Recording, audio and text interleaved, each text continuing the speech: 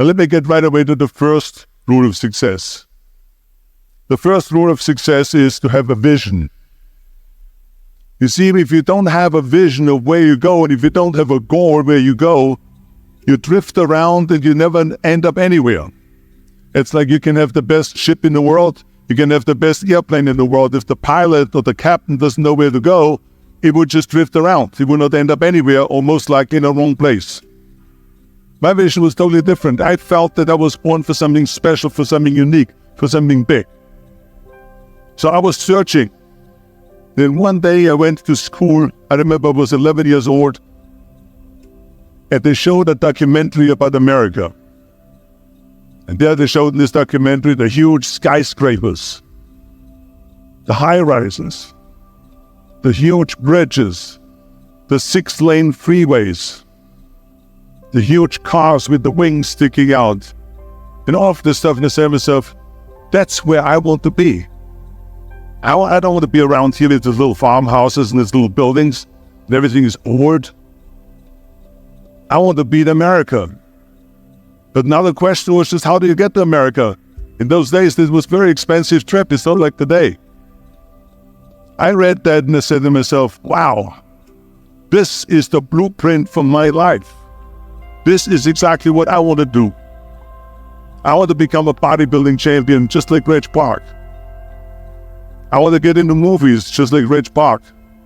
And I want to make millions of dollars and be rich and famous just like Reg Park. Do you know how great it felt that I knew where I was going? Imagine the majority of people don't know where they're going. I knew where I was going. That I'm going to become this bodybuilding champion just like him. So it was just a question of how do you do it? I was so relieved. Because when you have a goal, when you have a vision, everything becomes easy. The majority of people don't like what they're doing. Because they're really not doing it because they didn't have a goal and they followed this goal. They just aimlessly drift around, and then all of a sudden there's a job opening, so they get that job. Because you have to work. But then when you work, it's a chore. It's work. It's not fun. So if you think about only a quarter of the people really enjoy what they're doing in life, that is unbelievable if you think about it. So I felt so blessed that I knew what I was doing. It's like a medical student that studies and knows he wants to become a doctor. You know where to go. So I knew where to go. So people always ask me, when they saw me in the gym in the pumping iron days, they say, why is it that you're working out so hard? 5 hours a day, 6 hours a day, and you have always a smile on your face. The others are working out just as hard as you do, and they look sour in the face. Why is that? And I told people all the time, I said, because to me, I'm shooting for a goal. In front of me is the Mr. Universe title. So every rep that I do gets me closer to accomplishing that goal, to make this goal, this vision turn into reality. I felt so great knowing where I was going, and I tell you, it worked. I mean, think about it. And at the end, I was just not visualizing just my exercise, but I was really lifting the trophy over my head. That's what I was thinking about. And with the age of 20, I went to London and I won the Mr. Universe contest as the youngest Mr. Universe ever. So let me tell you something, visualizing your goal and going after it makes it fun. You got to have a purpose no matter what you do in life. You got to have a purpose. So that's rule number 1. Have a vision. Rule number 2 is, don't listen to the naysayers. Don't listen to the naysayers. Everything I ever did, the thing that I heard out of people's mouth was, that's impossible. That can't be done. Or no. I remember when I wanted to be a bodybuilding champion, including my parents and everyone else around me, said this is impossible. Why don't you become a ski champion? That's what they do in Austria. Or bicycle champion that was in track and field. You can't be a bodybuilding champion. That is exactly what I heard. It was. I proved to the people that it can't be done. So whenever someone said to me, it can't be done. I heard it can be done. When they said no, I heard yes. When they said it's impossible, I heard it is possible. I'm a strong believer of what Nelson Mandela said, that everything is always impossible until someone does it. Or I'm going to be the one that said to myself, I'm going to do it, I'm going to show it to them. Maybe it has never been done before. That's perfectly fine with me. But I'm going to do it. And I did not listen to the naysayers. Imagine, you go from studio executive to studio executive, from agent to agent, from manager to manager, and they all said exactly the same thing. Now that's very encouraging, isn't it? But you know something? I didn't give a shit.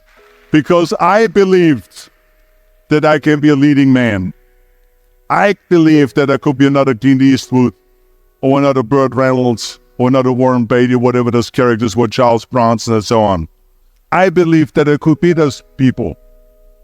I said, there's enough room on that ladder that I can fit up there.